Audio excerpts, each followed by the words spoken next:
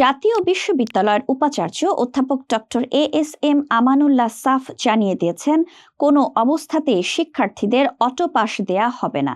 সম্প্রতি অটো পাসের দাবিতে আন্দোলনরত শিক্ষার্থীদের হামলার শিকার হওয়ার পর তিনি এই কঠোর বার্তা দিয়েছেন। ঘটনাটি ঘটেছে গত বুধবার দুপুরে।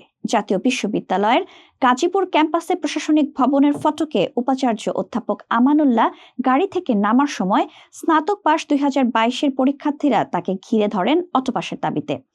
বিশ্ববিদ্যালয়ের জনসংযোগ দপ্তরের পরিচালক মোহাম্মদ মোস্তাফিজুর রহমান জানিয়েছেন, এই সময় শিক্ষার্থীদের ভিড়ে লুকিয়ে থাকা কিছু দুষ্কৃতকারী অসৎ উদ্দেশ্যে উপাচার্যকে হামলা করে। এতে তিনি পায়ে চোট পান। এই হামলার পরই রাতে নিজের ফেসবুক পেজে এক আবেগঘন কিন্তু দৃঢ় পোস্টে অধ্যাপক আমানুল্লাহ লেখেন, তোমরা হামলা করেছ, আমাকে আহত করেছ, আরো যা ইচ্ছা করতে পারো করো, অটো পাস আমরা দেব না।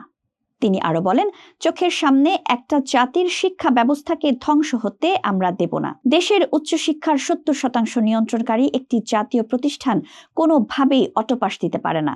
উপাচার্য তার পোস্টে হামলার বিষয়ে বিভিন্ন গণমাধ্যমে প্রকাশিত সংবাদের লিঙ্ক এবং সিসিটিভি ক্যামেরায় ধারণ করা হামলার ভিডিও শেয়ার করেছেন।